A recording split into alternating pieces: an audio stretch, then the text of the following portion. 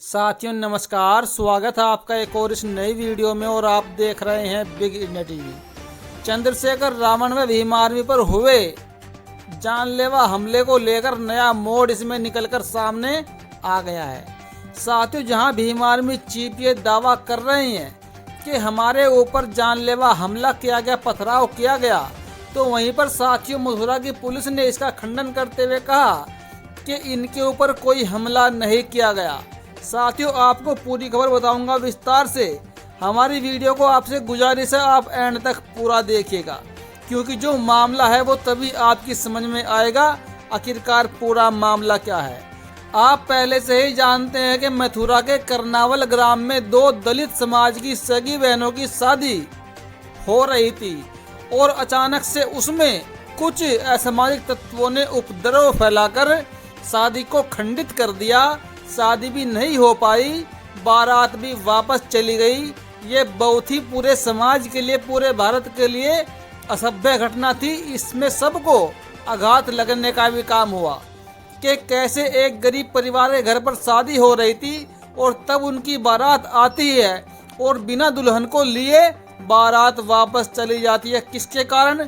कुछ 15-20 युवाओं के कारण, जिन्होंने शादी में विघ्न डालने की पूरी कोशिश की। मैं इस खबर के बारे में आपको पूरा डिटेल में नहीं बताने वाला हूं, क्योंकि मामला आप सब जानते ही हैं, लेकिन मैं खबर आपके सामने कल की रखने वाला हूं। कल भीम आर्मी चीफ चंद्रशेखर रावण मथुरा के करनावल ग्राम में पहुंचे।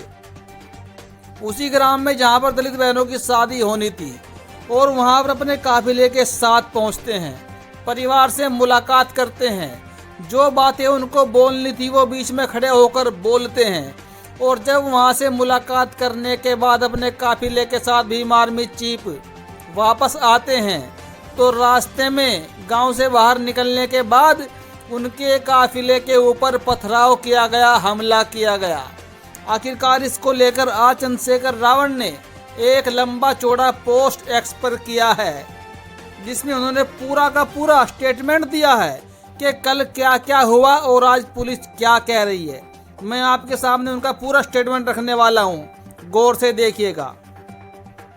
उत्तर प्रदेश के मथुरा जिले के थाना सुरीर क्षेत्र में हुए गोलीकांड के घायलों का हाल जानने गांव भगत नगरिया पहुंचने के रास्ते में मुझ पर और हमारे साथियों पर पथराव व हमला किया गया।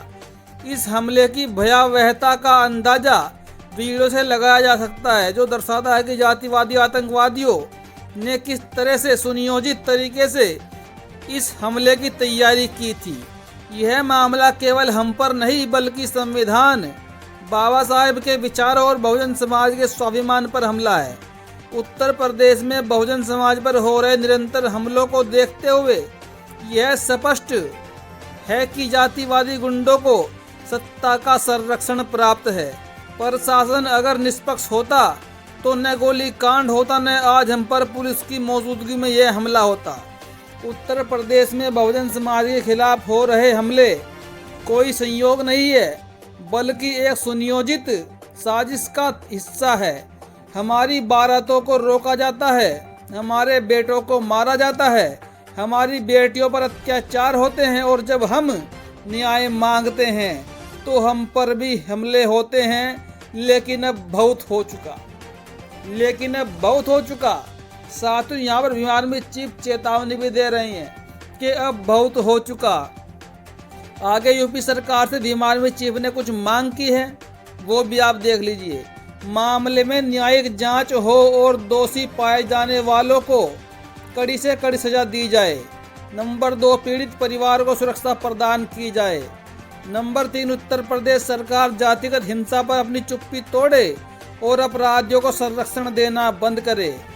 अगर सरकार न्याय देने में नाकाम रहती है तो याद रखें, हम अपने हक और सम्मान के लिए किसी भी हद तक जाने को तैयार है। हम संविधान में विश्वास रखते हैं, लेकिन अगर अन्याय और अत्याचार यूं ही जारी रहा तो हम अपना न्याय खुद लेना जानते हैं। जिनको लगता है कि इस तरह के कायराना हमले से हमारी न्याय के लिए लड़ने की हिम्मत टूट जाएगी, वो तो गलतफहमी में है। हम न डरेंगे, न झुकेंगे, न रुकेंगे। यह लड़ाई सिर्फ मथुरा की नहीं है, यह लड़ाई पूरे बहुजन समाज के भविष्य की है। हम बाबा साहब के सिपाही हैं। अगर कोई हमें रोकने की कोशिश करेगा तो वह खुद मिट जाएगा, लेकिन बहुजन समाज रुकेगा नहीं। इनकलाब होगा, न्याय होगा और सत्ता की कुर्सियां हिलेंगी।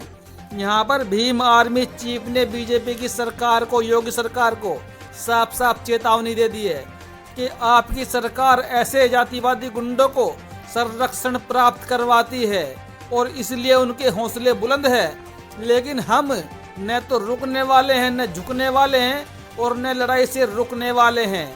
हम अपने समाज पर हो रहे अत्याचारों के खिलाफ यूं ही अपना संघर्ष जारी रखेंगे। योगी सरकार को साफ साफ चेतावनी है कि ऐसे गुंडों को सरकार संरक्षण देना बंद करे। अब मैं आपको इसमें बताऊं कि इसमें नया मोड़ क्यों आ गया। साथियों, इतना लंबा चौड़ा जो ट्वीट चंद्रशेखर रावण ने किया और कल की तमाम वीडियो भी आपके सामने आई होंगी, आपने देखी होगी। उन सबको देखकर तो यही लगता है कि ये हमला हुआ है, क्योंकि वहाँ पर एक युवा ने खुद चंद्रशेखर रावण से आकर कहा कि साहब, मेरे सर पर ईंट मारी गई, मुझ पर हमला किया गया, मेरी पिटाई की गई। फिर उसको मेडिकल के लिए भीम आर्मी चीफ ने भेज दिया। यहाँ पर फिर से हमला हो गया है, यहाँ पर हमला फिर से हो गया है, यहाँ झगड़ा फिर से हो गया है और यहाँ बड़ी सुरक्षा चंद्रशेखर आजाद को यहाँ दी जा रही है, क्योंकि बड़ी कब क्या हो जाए यहाँ कुछ कहने।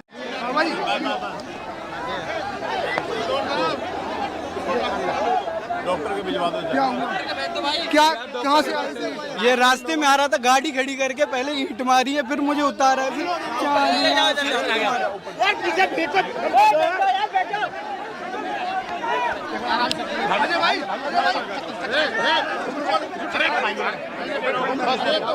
भैया मैं आ रहा था आपके काफिले के साथ, कुछ लोग गुंडे आए हैं, उन्होंने गाड़ी रोकी है, फिर मेरे को मारपीट की है कि किसके साथ जा रहा है तू। मैंने कहा मेरे भाई आए इतने दूर से, और फिर मुझे मारा है। कट्टे भी साथ थे उन लोगों के, ईंट मारी है, सिर फाड़ दिया, ये कर दिया सर। तो पुलिस की उसमें ट्रीटमेंट के लिए भिजवाओ, पहले जाओ, पहले जाओ पहले। जो ये वीडियो आपके सामने आ रहे हैं, इनको देखकर तो प्रतीत यही होता है कि सब कुछ सच्चाई है, लेकिन यूपी पुलिस, मथुरा की पुलिस ने क्या इसमें एंगल घुसेड़ दिया, उन्होंने क्या कुछ बोलने का काम किया, मैं वो भी आपको दिखाना चाहूँगा। मथुरा की पुलिस ने इसका खंडन किया है। सोशल इलेक्ट्रॉनिक मीडिया पर प्रचारित खबर जिसमें माननीय सांसद श्री चंद्रशेखर जी के काफिले पर जानलेवा हमला व पुलिस कर्मियों के घायल होने का दावा किया जा रहा है, यह खबर असत्य व निराधार है। इस संबंध में अवगत कराना है कि माननीय सांसद जी का काफिला, जिसमें पर्याप्त सुरक्षा व्यवस्था थी, निकलने के उपरांत उनके कार्यक्रम में सम्मिलित होने कुछ लोग मोटरसाइकिल से जा रहे थे, जिनका ग्राम परसोत्ती गढ़ी में किसी बात को लेकर स्थानीय लोगों से विवाद हो गया। इसमें एक बाइक सवार व 2 स्थानीय युवकों को मामूली चोट आई थी। उक्त घटना के संबंध में तहरीर के आधार पर उपेक्षित विधिक कार्यवाही अमल में लाई जाएगी। माननीय सांसद द्वारा अपने कार्यक्रम के उपरांत पर्याप्त पुलिस सुरक्षा के साथ जनपद मथुरा से सकुशल प्रस्थान किया गया है। यहाँ पर पुलिस कह रही है कि चंद्रशेखर रावण के काफिले पर कोई हमला नहीं हुआ, वो एक मामूली विवाद गांव के रास्ते में हुआ किसी के साथ में, पुलिस ये कह रही है। साथियों, अब आप इन खबरों को देखिए, ये खबरें आखिरकार क्या कहती हैं। जो हमला भीम आर्मी चीफ पर हुआ है, वो चीख चीख कर खुद कह रहा है कि हमला हुआ है, चंद्रशेखर रावण खुद कह रहे हैं, और एक तरफ ठाकुर समाज के कुछ लोगों ने कुछ पोस्ट पहले से ही कर दिए थे इस हमले के लिए कि यहाँ से चंद्रशेखर रावण आएंगे तो जिंदा बच के नहीं जाएंगे।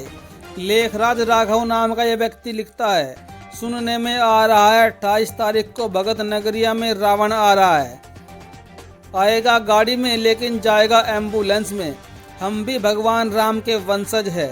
लेखराज राघव नाम के व्यक्ति ने पोस्ट किया है। ये पोस्ट चीख चीख कर क्या कुछ कह रहा है, ये आप भली बात समझ सकते हैं। एक आइडिया ठाकुर सचिन राघव सिकंदरपुर के नाम से, भगत नगरिया के उन सभी योद्धाओं को मेरा सलाम, दिल खुश कर दिया सवर्ण आर्मी, ये सवर्ण आर्मी से हैं ठाकुर सचिन राघव सिकंदरपुर, जो भीम आर्मी चीफ पर हमले के बाद खुशियां मना रहा है कि हमारा दिल खुश हो गया, जिन्होंने हमला किया वो योद्धा हैं। इन्होंने आगे क्या लिखा है, संगठन की आड़ में आतंकवादी आ रहे हैं, पुलिस प्रशासन कार्यवाही करे इन पर, ये लोग माहौल खराब करने में लगे हैं। भगत नगरिया, सचिन ठाकुर राघव सिकंदरपुर। यानी कि चंद्रशेखर रावण जी जो सांसद हैं, माननीय है, संवैधानिक पद पर है, ये लोग उनको खुलेआम आतंकवादी कह रहे हैं।